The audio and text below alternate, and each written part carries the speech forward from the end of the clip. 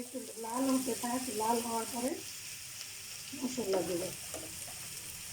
একটু লাল হয়ে গেছে, এখন আমি একে একে সব মশলাগুলি দিয়ে দেব।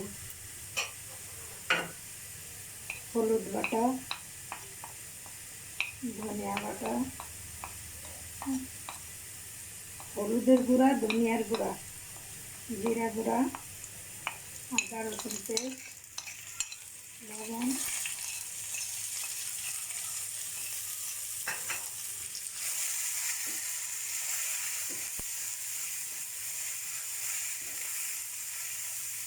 দিয়ে দেবো আধা কাপ পানি।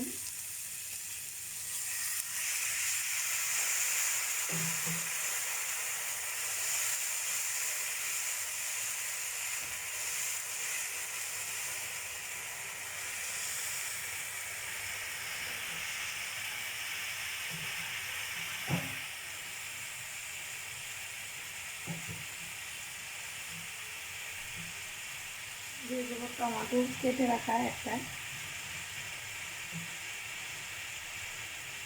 এগুলি ভালো করে কষানো হলে কষতে দিব, ভালো করে কষে। এই যে দেখুন মশলা কষানো।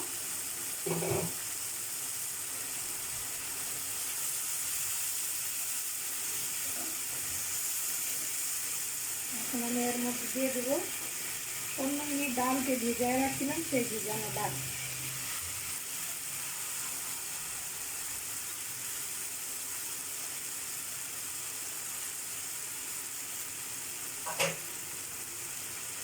এটাকে একটু ভালো করে তার সাথে মশলার সাথে মিক্স করে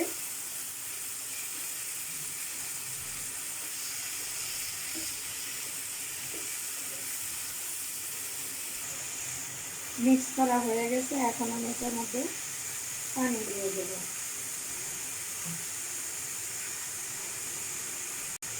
এক কাপ পানি।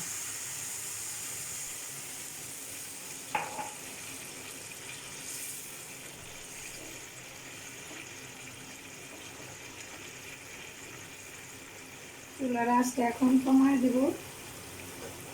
ডালটা একটু সিদ্ধ হলে তারপর ডিম দেব।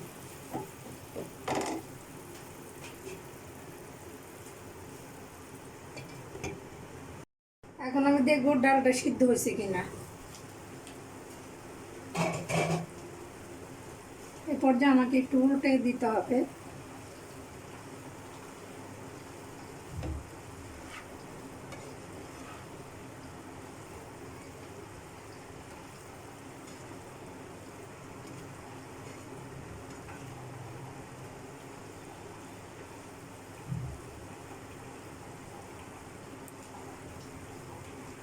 ডালটা সিদ্ধ হয়ে আসছে। এখন এই পর্যায়ে আমাকে দিতে হবে ডিম একটা একটা করে। এটা হলো ডিম দিয়ে ডাল দিয়ে ভুনে একটা একটা করে আমি ডিম দেব। আর একটু করে জায়গা এ করে দেব, যেহেতু আমি এখানে 4টা ডিম নিছি।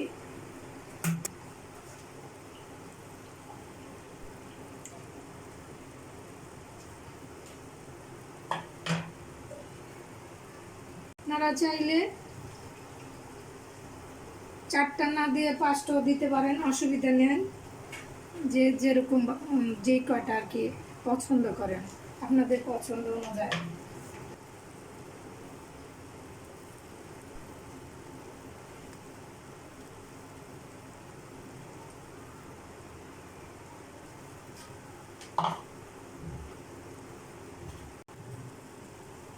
আপনারা চাইলে 5টাও দিতে পারেন, 6টাও দিতে পারেন, সেটা আপনাদের ইচ্ছা। আমি মনে করলাম যে 4টা দিলেই মনে হয় বেটার হবে, এই জন্য আমি 4টা ডিম দিলাম। এখন একটু ঢেকে দেবো এটাকে। ডিমটা আর ডালটা আর একটু ফুটার জন্য, আর ডিমটা হয়ে যাওয়ার জন্য একটু আঁচটা চুলার একটু বাড়িয়ে দিলাম। এখন যতক্ষণ না হয় তারপরে আমি একটু দেখি এটা ঢাকনিটা উঠে কি পরিস্থিতি। দেখুন কি সুন্দর কালারটা, কি সুন্দর। এটা আরেকটু হবে, যে আমি চুলার আঁচটা আরেকটু কমায় দিই। ধিমা আছে। এখন এটার উপর আমি যে 1 কাপ বেরেস্তা রাখছিলাম সেই বেরেস্তাটা দিয়ে দেব।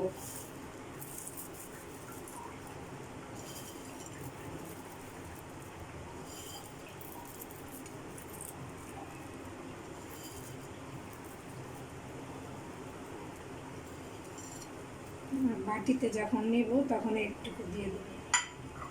এখন এটা একটু দমে রেখে দেব ডিমটা সিদ্ধ হওয়া পর্যন্ত।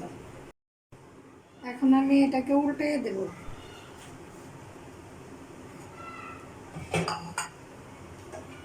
ডিমটাকে একটু ওই পাশটা উল্টিয়ে দেব।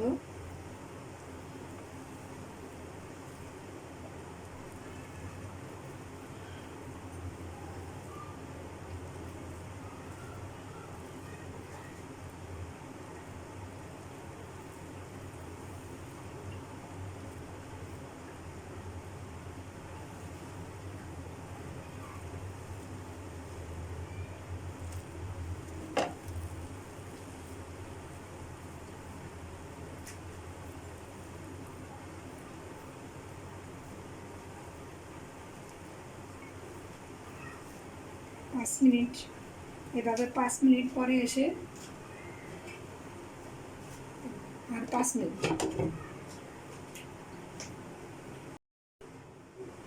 দেখবো ডালটা হয়ে গেছে। দেখুন কি সুন্দর কালার। আমি চুলাটা নিভিয়ে দেব।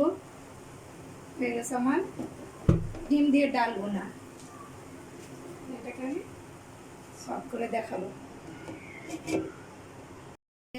ডাল বোনা, এই যে দেখুন, আমি আস্তে আস্তে ডিমটা আপনাদেরকে পরিবেশন করে দেখাচ্ছি। ডিম দিয়ে আপনারা চাইলে এটাকে রুটি দিয়েও খেতে পারেন, গরম ভাত দিয়েও খেতে পারেন। চাইলে গরম ভাত দিয়েও খেতে পারেন, রুটি দিয়েও খেতে পারেন। একটা লাইক ও কমেন্ট করবেন।